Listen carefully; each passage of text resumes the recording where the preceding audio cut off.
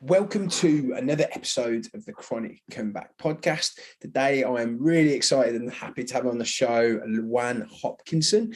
Now, just give you a bit of detail on Luann's story before we get into the actual podcast itself. She suffered for decades from IBS, heartburn, eczema, anxiety, food intolerance, and hormone issues. And it was these issues that set her on her path to investigate how she could heal herself. After trying almost everything, she was able to find the pieces of the puzzle she needed for her healing. And we'll go into those pieces of the puzzle in the episode. Getting the right help improved her health and made her want to help others. So Luann trained as a nutritionist and a health coach and started giving back. And this is what she does today. She has clients and she helps other people, go through their own comebacks, which we love to hear about. And this is the kind of story that I love. Someone who's been through the tough times and is using it now to help other people. So thank you, Luann. How are you doing? Good, thanks. Great. Happy to be here. How are you? Yeah, no, I'm good. So I think got to thank Luann for being patient with me. I've kind of been all over the place with arranging this, so she's been very good at accommodating me. So in terms of your story, I mentioned in the intro just like a decade of health issues. Before you had any sort of health issues, what was life like for you then from a health perspective? Did you kind of always have stuff going on as a child, or were you quite healthy? What was life like? Yeah, like I always had some things.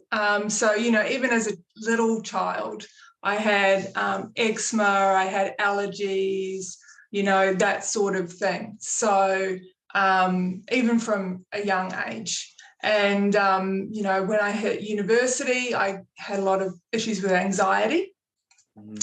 And then later, as I hit sort of in my 30s, that's when the IBS became an issue. It's kind of like a snowball.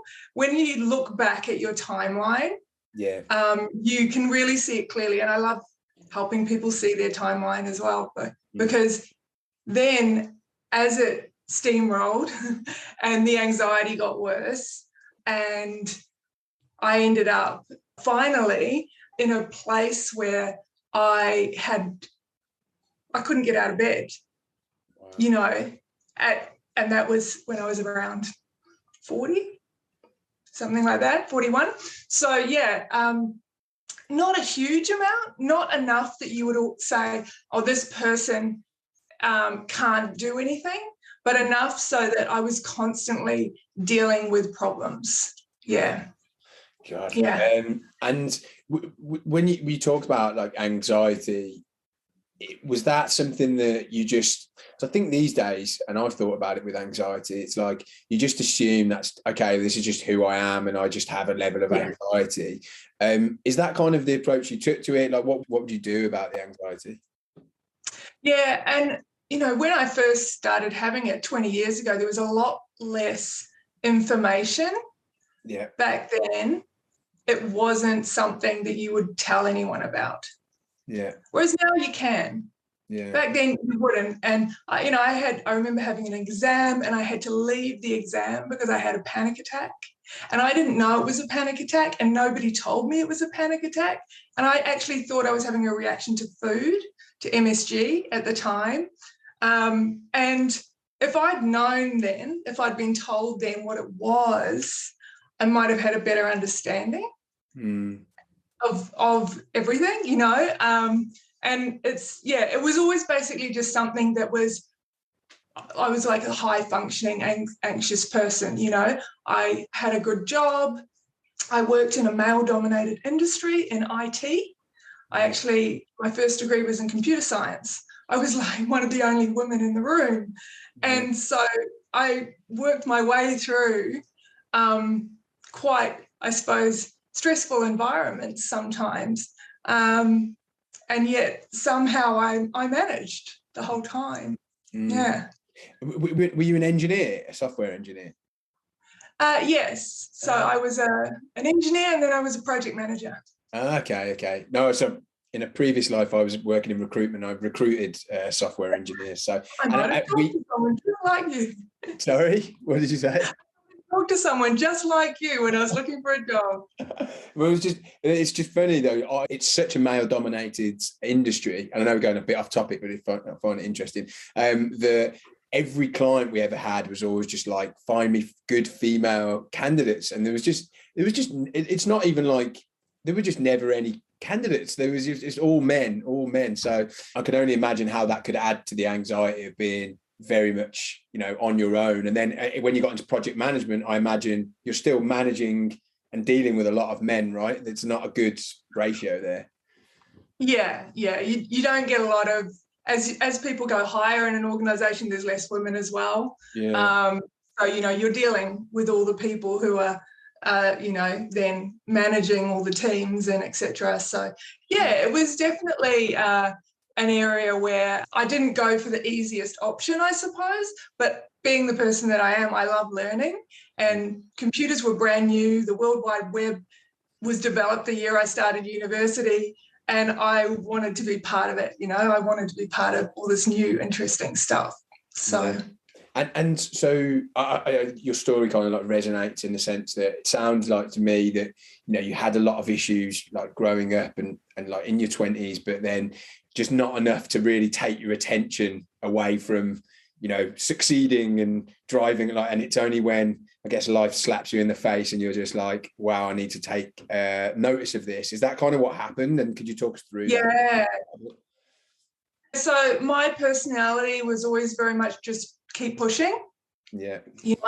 Just keep pushing, keep learning. A lot of belief in there, you need to learn more. You just need to be better. You just need to know more. You just need to, all of those things. And just basically pushing through, taking the antibiotics and push through, and ultimately getting more unwell. Yeah. Cool. And so what were the like initial, I know you said you mentioned some of the symptoms, but like what was the symptoms when it got really bad? So I started off with a rash on my face and my eyes, and I had this hot burning liquid coming out of my eyes, and I was exhausted, and I'd go home from work and nap because I lived really close to the office then when I was in Sydney. And I'd come home from work and I'd nap and I'd sleep on the weekends, and it was just slowly getting worse. And, they found out that I had mold in my apartment. Then I got tested and I found out I had a lot of heavy metals. And the testing for that was actually after I'd had this rash for a period of time, maybe a year and a half. I'd been getting more tired. And then a couple of days after my birthday, I couldn't get out of bed. I was like right in the middle of quite a big, stressful piece of work. I couldn't get out of bed. And 4 weeks ago, roughly, I think it was, I'd had an amalgam filling removed. And so I was pretty lucky. I had a doctor that actually checked for it and found that I had this just insane amount of heavy metals, particularly mercury, in my body.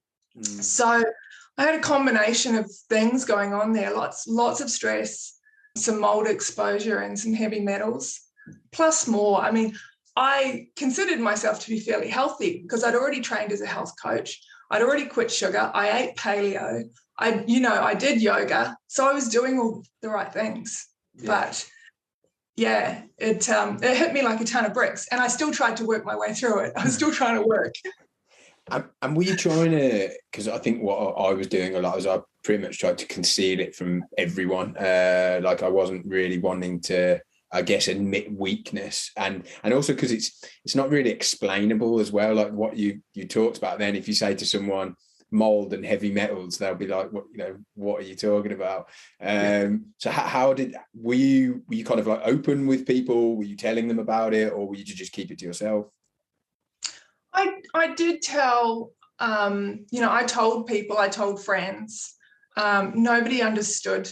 I don't think anyone from my friends or my family or nobody could get it or understand it. And I think a lot of my friends just at the time, they just thought I was avoiding them. or, you know, because I'd gotten into a new relationship. I'd actually got engaged a couple of weeks before I had that big crash.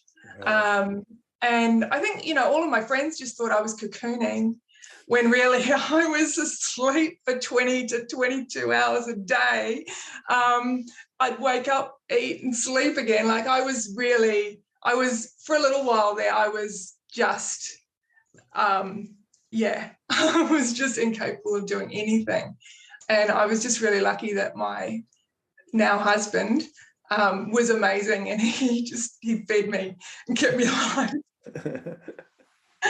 And my family was all overseas, so they heard what I told them, and I didn't tell them everything. But also they can't understand. People just can't, and you can't expect them to in a way. No. Because it's so outside of the realms of the norm. Yeah. And so I feel like I kind of keep forcing you to go back and forward, but like, at what point was this when you kind of found out about the mold and the heavy metals? I think when you just got in your 30s, was it around about that time, or was it a bit later on? No, I was about 40. Okay. Right. Okay. Oh, so in your 30s, you'd got a lot of bad symptoms, but you were able to kind of push through it throughout your 30s.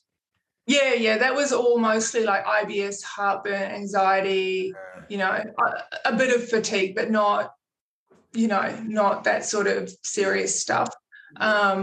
So yeah, back then I was interested in, you know, that's why I trained as a health coach, you know, that sort of stuff, because I was trying to resolve all my digestive issues. Yeah.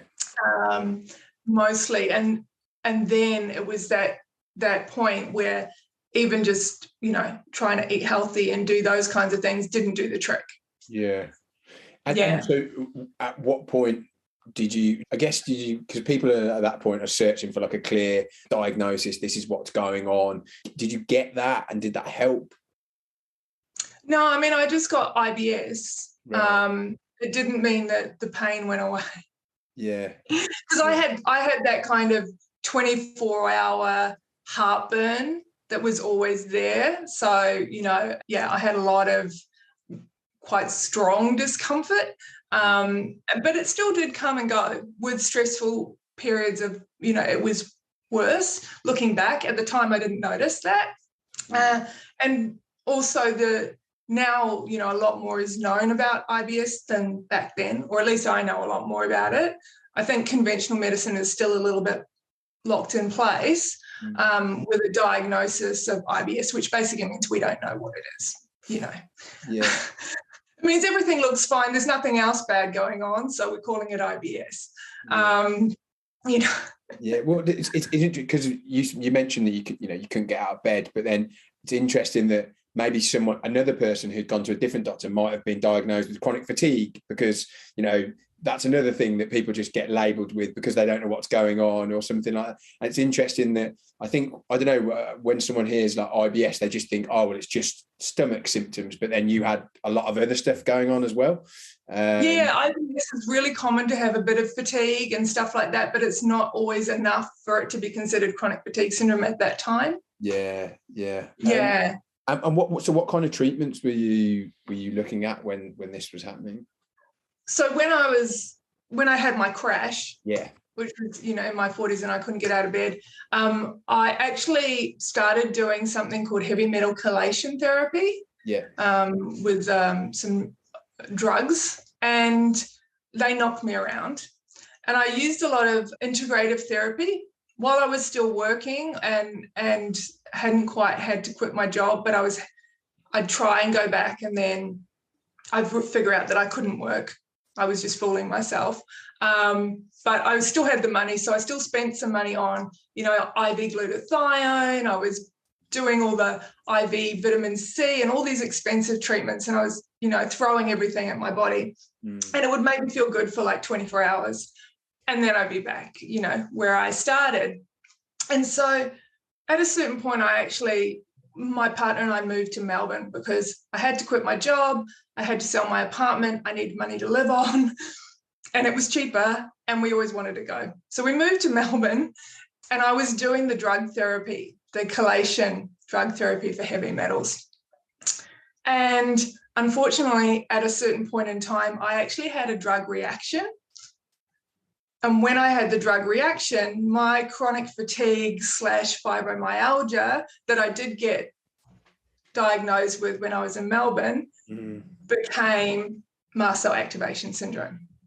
Wow. So basically it was just like, boom, drug reaction. Yeah.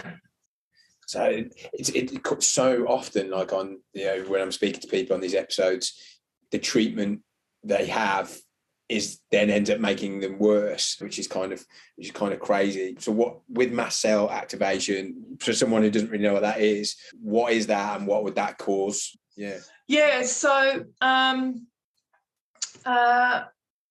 with the drug reaction, I basically it's like an allergic type symptom that you get.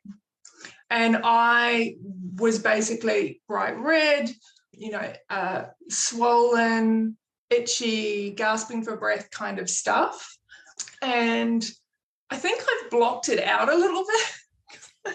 Don't remember too much. But mast cell activation syndrome is the process whereby the mast cells in our body release inflammatory cytokines. So if you imagine a mast cell is like those little puff balls that you see, those vegetable plant puffball things, and they get triggered and they release a puff of little floating pollen, it puffs out. It's like that, and it releases these inflammatory cytokines into the body. Wow. And one of them is histamine. And so that's why now I work a lot with histamine intolerance and mast cell activation, because histamine is the one that causes all those allergic type reactions in the body. And so, I had that allergic sort of reaction, and then I sort of thought, oh, I'm okay. I sort of feel okay. And then I think it was a day or two later, I went out, I had some Vietnamese food, and it was all really high histamine product. So food can contain histamine. So if your body's already full of masses of histamine, because all the mast cells have been releasing all of this histamine, and then I also ate lots of histamine in the meal, and then I just was like, more symptoms again. So the types of symptoms again with the eyes, so the hot running liquid from the eyes, itchy, swollen ears, red ears, the whole face, neck, chest red, and they call it flushing, where it's bright red, swollen lips, tongue, mouth, itchy, rashes and things like that. And I've found out since then a lot more information about mast cells. So mast cells line our digestive tract. So in IBS, in testing and research, they found out loads of people have a slightly elevated number of mast cells in their gut. So maybe I always had some form of mast cell activation, and maybe that's why a lot of our symptoms are the way they are. I know there are a couple of doctors, one called Dr. Afrin, who believes mast cells are responsible for pretty much everything, including cardiovascular issues, chronic fatigue syndrome, and most of the other long-term issues that we have. Yeah. And you mentioned, your partner, so your relationship was good from that perspective. In terms of friends and people like close to you, did it affect like your relationships with them at all? I guess you've mentioned you just moved to Melbourne, so maybe did you know people in Melbourne? Like how was it affecting you socially? No, we didn't know anyone in Melbourne. Well, we knew one person through a friend of a friend. I was not well enough to see people or go places. I wasn't. And I had one or two friends from Sydney who came to visit me, but anyone who expected or wanted me to come and meet them in the city, I couldn't. Like I would try and explain to them that as what I said was, my world is small. My world shrank. It shrank to the house. It shrank to 4 walls and the occasional trip to the local cafe. That's what life is when you're that chronically ill, but they don't understand.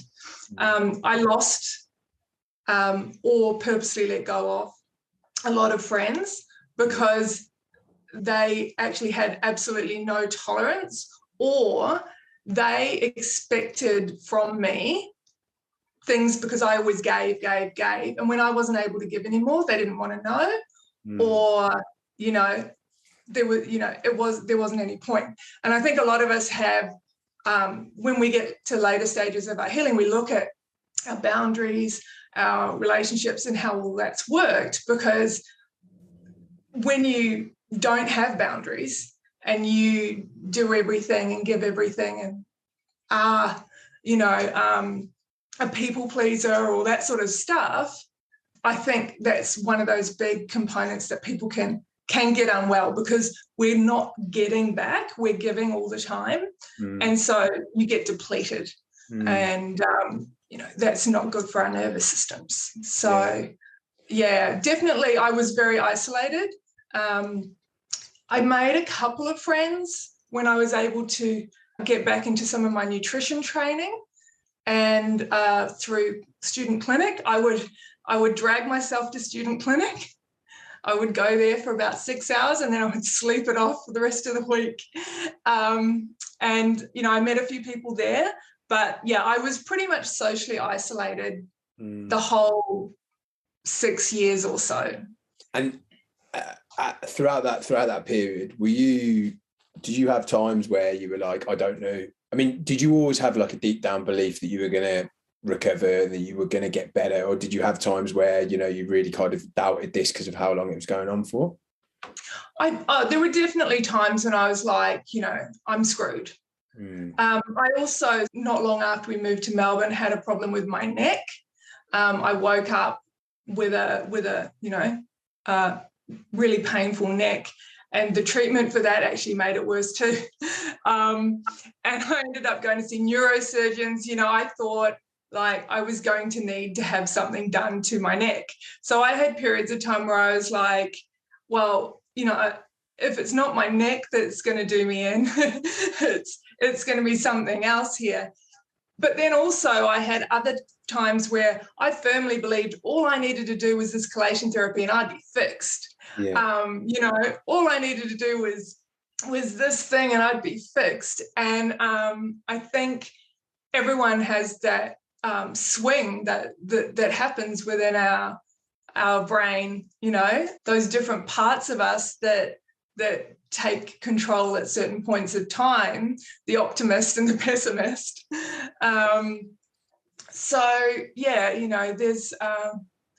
There's definitely been times where I was like, this is all over, or, I don't want to be here. And then times where I've been like, I'm really lucky because I connected with the chronic illness group here in Melbourne, and I, connected with other people, and I'd see how they were faring. I go, I'm doing better than them, So you kind of, everyone, I suppose, has their own journey. And if we compare ourselves, there's always someone better than us, always someone worse.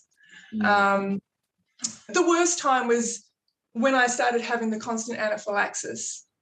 And that was after the drug reaction. And I started just constantly reacting to everything. And, ending up having to take EpiPens, ending up in the hospital. The number of foods I was eating was just reducing and reducing and reducing and reducing. My ability to do things was reducing. And I ended up like just reacting to all supplements, all medication. I had an immunologist and they were trying to give me stuff, and just trying to take the new medication was such a problem. And so there was a point there for a period of time where I was like, I don't know if I'll get through this. But that was when I found the brain retraining. Well, actually, that's when I properly started the brain retraining. Rephrase, I actually heard about it, bought one of the systems, didn't use it. Yeah. Wish I had. Yeah. But it was too hard. I couldn't watch the videos. The technology was a challenge, and I had chronic fatigue syndrome, so it didn't work. Yeah. I think it seems a lot of people with brain retraining, it's almost like it has to be like your third try or something for you to like give it a good go. What was the program that you like settled on? So the first one I bought was DNRS. Okay. Yeah. And then I ended up then getting Gupta. Okay. And then basically what I did was I watched the Gupta stuff, which was easier because when you've got chronic fatigue, his stuff's very relaxing to watch. It's quite easy to watch. And then I watched it. I went, oh, wait a minute. This is like that other thing. So then I pulled the DNRS ones back out and I watched those again. So right from the start, I actually watched both of them. And did both of them. Which one did you actually practice? I did both of them. Right. Yeah. And so I have something called aphantasia, right. Which means you can't visualize things in your eye. Like, you know how it appears to be that people can see things when they close their eyes. Yeah. And I never could do this, and I didn't realize it was a thing until I started doing this kind of stuff. And I realized that I couldn't visualize things. And so there are certain parts of some of the programs where you're supposed to visualize something floating in front of you. And I was like, I can't do that. I couldn't, and then there are other parts of other programs where I didn't like stuff. So I kind of made my own thing. Okay. And I sort of went, well, I like that and I don't like that. And I kind of did, I did a bit of both. So I think I probably used a little more DNRS for the actual rounds part of it. And then I used a lot of the Gupta meditations and that side of things. Yeah. And then I switched some of the words and I changed things around, and I used like a different shape. You're supposed to stand in certain spots. I didn't have room, so I used a different shape to do it. And because I am the kind of person I am, I needed to know why. So I learned about NLP a little bit more, so I understood why you go from the left side to the right side and why this. And I was like, okay, so now I understand why they're doing it, because my brain just recognizes patterns, and it's just like a computer program. I'm looking at it going, oh yeah, it's just like this, and this is the thing, and this is the thing. Okay. And so I just sort of created my own kind of way of doing it, which seemed to work pretty well. Yeah. So, yeah. So because it's interesting you say about visualization. I talk about it a lot on here, that I struggled with it. I don't think it's necessarily that I can kind of see, I can definitely see stuff when I close my eyes, but it's not clear. It's not like it's not like, when you hear people say, I feel like I'm there, I'm in it. I think the trouble I have is not necessarily that I can't see it, it's more that I can't connect with the feeling of it. And I think that's a big thing that you have to do within brain retraining, trying to connect with the feeling, and then it's emotionally elevate your emotions. That's what it is. So how did you get around that? Like, what was specifically when they said visualize, what were you doing instead? So I was talking to myself just like it was a story. I am here. Yeah. This is what I'm doing. This is what I see. Like, I couldn't see it, but I love to read. It's just like if I'm reading a book and someone says they're at a beach, I still have a sense of being at a beach because I've been at a beach, even though I can't see the beach. Yeah. And I think our brains work the way they work, and our brains are used to being the way it is. So just because I don't see what the other person sees doesn't mean that I can't heal. You know what I mean? And I think that the brain used exactly the same way it works to get unwell, and it can use exactly the same way to get better. So I did things like putting on ocean sounds, or having forest sounds, or cafe sounds, or French music, things that would take me to that place. And I'd focus on feeling, like thinking I can hear the crunch of the gravel under my feet. I can feel the sand between my toes. Yeah. That kind of a thing, because, I didn't have that ability to sort of be there instantly. It would take me time to build up a story. Yeah. And that story was where I was at. But the emotion I could bring in, because I would focus on the emotion of being in that place, the emotion of enjoying, being in Paris or being at the beach, and sort of pull that into my body. But, I couldn't visualize my body filling up with a light. Like, that didn't really work for me. I couldn't see myself full of golden light or anything like that. But I could just imagine something silly like being full of bubbles, or even though I couldn't see that either, but, full of smiley faces, or, something like that. So, it's interesting. I think everybody's brains are so different. And I know people who can just be there, which is pretty cool. They can just see it. But I think a story works really well too. Yeah, no, I think I've thought about maybe recording myself talking through a story and listening to that, and I think that's something I'm going to try. But I think I'm very slowly getting there with brain retraining and the visualization and stuff. But it's definitely slower for someone like me. How long did it take you for you to like start noticing some differences? And then, I guess, could you talk us through the nicer part of the story where things are improving and what you noticed about that? Yeah, so the first thing I noticed that improved for me was sound sensitivity. I couldn't wear headphones and I had tinnitus. And the first thing that improved for me was that. Sound sensitivity. And I noticed that really quickly. Like, that was only, I don't know, 6 weeks, something like that. Yeah. But then I had a bit of pushback. I think the brain is trying to keep us safe.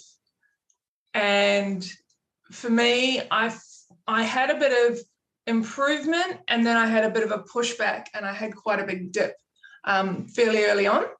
So probably at about the 2-3 month mark, something like that. And then I had a bit more of an improvement again.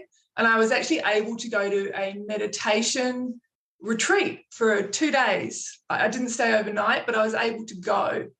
And I really loved it. And then the pandemic hit.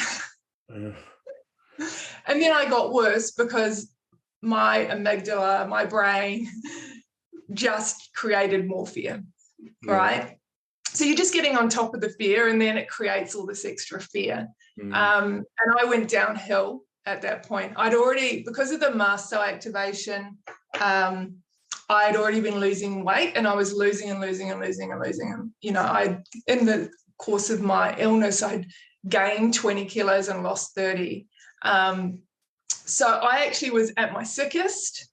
I was at my worst, and I got a bit better, then I got sort of back to almost my worst again, because of what was happening with that and my digestive tract. I was having a lot of issues, and I was able to keep doing the brain retraining. I also started, because of the meditation retreat I did, it was perfect serendipity for me, because then I decided I'd do the online training for that. So I did a lot of meditation in something called iRest, Yoga Nidra meditation, which is, you can lie down while you do it.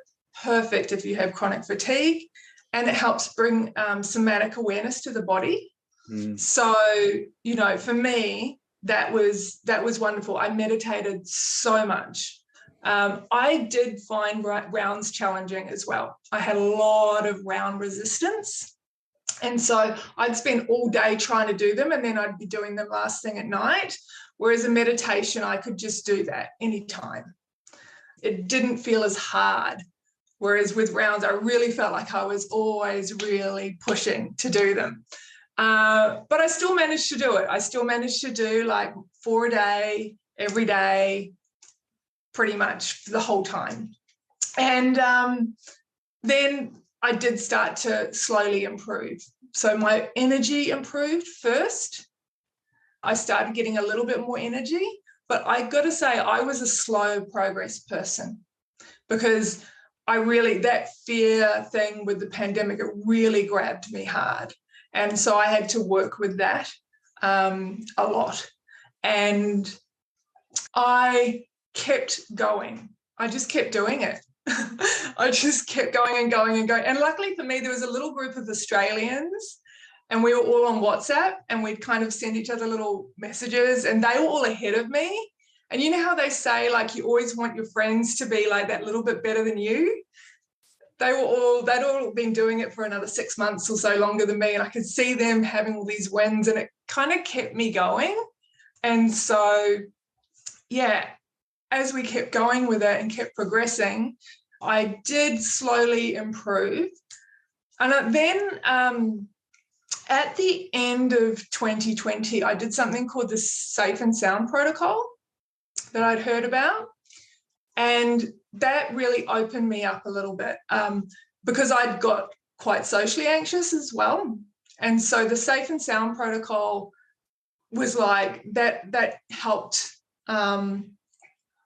improve things. Because back then I couldn't have talked to someone over Zoom like this. Like I was a silent little mouse when it came to that sort of stuff, which wasn't me. Like this is me, how I used to be. But while I was sick, I wasn't that way as much. So that really helped as well. And that kind of gave us the impetus to move house. And when I moved house, I had this dip from moving house, but that was followed by this massive increase in energy. And that's kind of when I really was like, okay, I'm healing. You know, I'm like, before it was so slow, and then suddenly it all started really quickly. After moving house and just going from, we were in a tiny apartment and then we got into a bigger house. We were in the middle of sort of the central area. We moved near a beach. So I had an aim, like I wanted to walk to this beach that was 15 to 20 minutes away. So I think sometimes a shift like that, they say about how you're changing your environment changes your pathways in your brain. And so moving house, and in your case, moving countries, can help actually like shift the brain. And I think it really did for me. And that understanding of often when there's a dip, that's actually a time when it's like, they call it neuroplastic gold, when you can really make a lot of change to your brain as well. So, yeah, it was definitely slow for me. I mean, it's been 2.5 years, just over. Wow. So, yeah, I mean, not fast. No, but it's obviously not amazing for you that it took that time. However, it's comforting for me and for loads of people listening to this, because we do have, I think a lot of people have had on the show that tend to have healed from brain retraining. A lot of them, it was a very instant thing, and they're one of those people that it was just like, you know, they did it, and you know, a week later they're climbing a mountain and, you know, running up it, and it's just like, I guess for someone like me, and I guess for a lot of other people, for that, it just doesn't seem possible. So then I think that then you start to judge yourself a little bit and your own journey. So yeah, it's actually, although I don't like the fact that it did take you that long, it's comforting to know.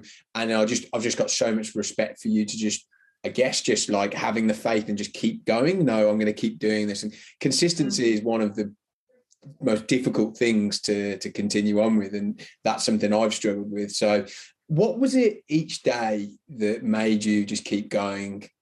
You know, because you must have got up and just thought, I don't want to do another one of these rounds again, I don't want to do another one of these meditations. What got you doing the next one, and then the next one, and then the next one?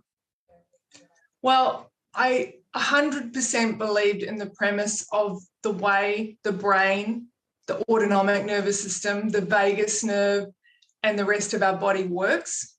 Yeah. I think, and I was lucky in that because I had some background, because I'd studied nutrition.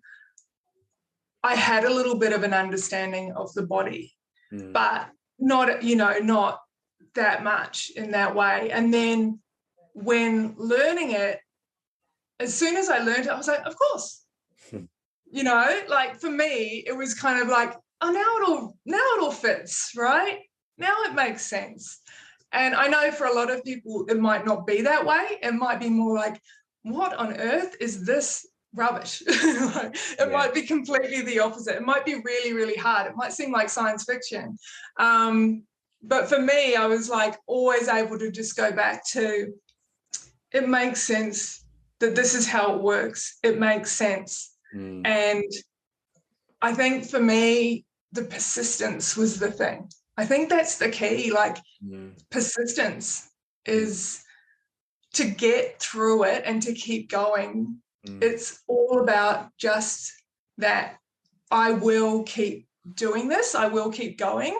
And, you know, I'm not going to say there were never any times that I stopped doing it, because I stopped doing rounds not long ago and then sort of wasn't sure if it was the right time, that sort of thing. But while I was doing it for that core period of, I don't know, it was at least a year and a half, probably longer, that I did do it every day. And also I didn't have any other choice. I couldn't take medication. I couldn't take supplements. I'm a nutritionist with a cupboard full of supplements, couldn't take them. I couldn't eat anything. I was down to 5 foods. Like, you know, I just didn't have a choice. So there's that as well. I was like, well, there's no other options available for me. And I didn't, because I'd had that experience with the drug reaction, I was less likely to keep chasing other medical solutions because I'd already had a bad experience. Whereas I think sometimes people do keep chasing, like there must be something else. Like I haven't tried some oxygen tent thing, or I haven't tried this, or I haven't tried that. And, you know, we all do spend thousands and thousands of dollars. And but at that point, when I got to that point, there was no other option. Like I was so sensitive, I couldn't do anything else. And I had seen some small wins early on, and I think my mood improved so much early on. Getting into things like the laughter yoga, stuff like that, to actually help. That helps as well, give you a bit of community when you're isolated. And yeah, my mood definitely improved, you know, and I had little periods. I'd have periods where my energy got better and I'd do a bit more and I'd walk a bit more, and then I'd kind of have little ups and downs and things like that as well. So yeah, you do get different times where those glimmers of health keep you going as well. Yeah. And so looking back on it now, I mean, obviously it's, you know, what you've been through, it's difficult to be grateful for something like that. But I mean, how is your life different as a result in a positive way? Are you able to look back at it now and say, you know, I can be grateful for certain aspects of it because of, you know, what it's given you, or is it still really difficult to do that? No, you know, I can be grateful because it took me away from what I really think was a pretty toxic lifestyle that I had. You know, and I've got completely different values about how I want to work, what I want to do, who I want to spend my time with, where I want to put my effort and my energy and my time. You know, time is precious and it's short. And also I'm like, well, I've learned all this stuff now and I can help other people so that they don't have to go through what I went through. That just, you know, that makes a difference to me. So, and before, I don't think I was really contributing, you know, like I was working in a big company, you know, it's not the same. And I still don't consider myself 100% recovered either. So, you know, just so you know, like you can get back to work even if you're not 100%. You can do stuff. You know, we don't have to continually wait. I know for me, when I wanted to get back into work, I was really worried. You know, will I get sick? You know, and having to work through that process of, you know, what to do to manage your energy and your time and get yourself back into work and all of that kind of stuff. You know, that was a big challenge for me as well, as it is for a lot of people. But you can contribute, you can do things. Once you've got that capacity, once you've built that capacity into your nervous system. Yeah. And you can use it. I actually used going back to work, and I didn't realize, but my capacity increased and increased and increased by doing more. It's interesting. I mean, because I think that about with exercise, that's kind of like have like a graded response to it. And actually, on days where I was doing this with the help of someone, but on days where I was doing stuff that I just never thought I'd be able to do, I got so much more confidence from then. And I think I was living in less fear then. And I imagine that's what you're talking about. You realize, okay, well, I haven't had a setback, I can do more. And then do you think that's what happens? Like you're living in less fear? So yeah, and also just going, well, of course I'm tired. I've just been seeing a client, and it's my first client in, however many years or months or whatever, and just actually being like, well, of course. Yeah. And it's not, you're not doing the thing which we would normally do, which is, oh my God, oh my God, oh my God. It's more like, well, no, this is reasonable. This is to be expected. This is the ups and downs of healing. I'm increasing capacity in my nervous system. I'm pushing against my boundaries. And of course, there's going to be ups and downs, right? So it's that kind of process. And also just things like aligning the work as well with your own, as well as your capacity, your values, all of those kinds of things.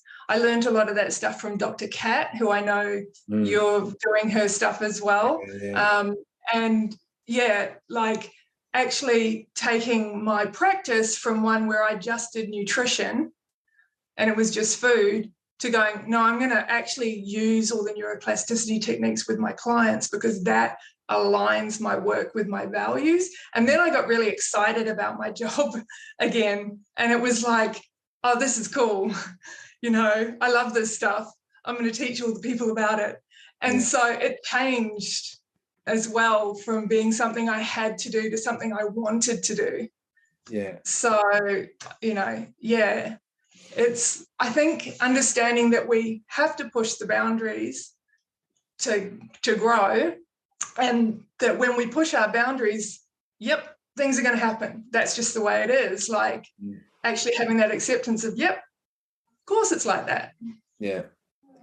And what would be, final question for you, like what would be your advice to someone who's listening to this, who's in, you mentioned a few of your darkest hours, and someone who's in that time at the moment and can't see a way out and can't see a way forward? What would be your advice to them in order for them to keep going, keep moving forward?